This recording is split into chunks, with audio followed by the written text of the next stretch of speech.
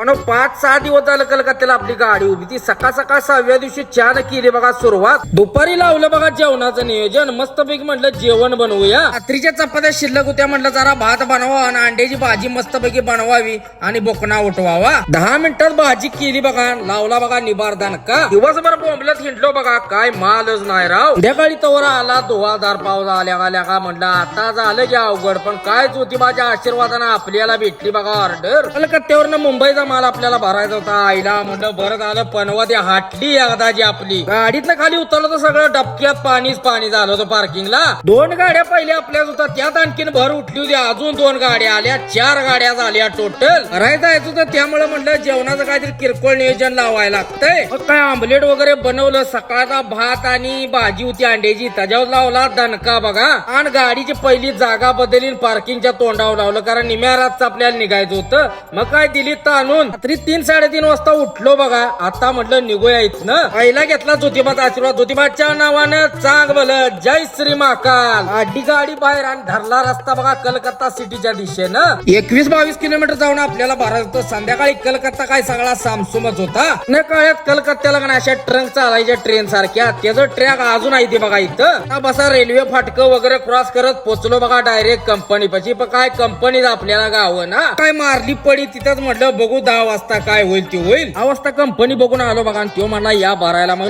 लगेच काढली बघा गाडीन गेलो बघा भरायला. पोळात कंपनी होती ही असली बारकी 21 बॉक्स होती. 5 मिनिटात गाडी झाली बघा भरून. काढली गाडी ना आता म्हटलं रॉकेट करायचं. रॉकेट काय दिवसात डवळ्यास टाकली बघा कलकत्त्यातनं दिवसात चालायचं म्हणजे अंगाव काटा येतो. हा तर पोलीसवाली लय दमी होती ती. पण एकाही पोलीसवाल्यानं आपल्याला येताना ताप दिला नाही बरं का. पास करून थांबलो होतो बघा. जोडीदाराची वाट बघत होतो, कारण दुसरी गाडी मुंबईसाठी भरली होती. भावानं 2-2.5 तास लावला आपल्याला याला. फायनली कलकत्त्याला बाय करून लावलं बघा रिबीट. म्हटलं आता कुठं सुद्धा थांबायचं नाही. बरं पाऊसच्या बाईने निबारी आठवडा घातला होता. ऑर्डरला आलो बघा. भावाची गाडी ओव्हरलोड होती त्यामुळे त्यातली 10-12 बॉक्स आपल्या गाडीत टाकली. काट्यावरून गाडी केली बघा फायनली पास. आणि मारली बघा उडीसात दाबात एंट्री. उडीसात येऊन डिझेल टाकी फुल केली बघा. म्हटलं आता गाडीचं बघायला आपलं बघायला लागतंय. मस्त पैकी चिकन वर लावला बघा दणका.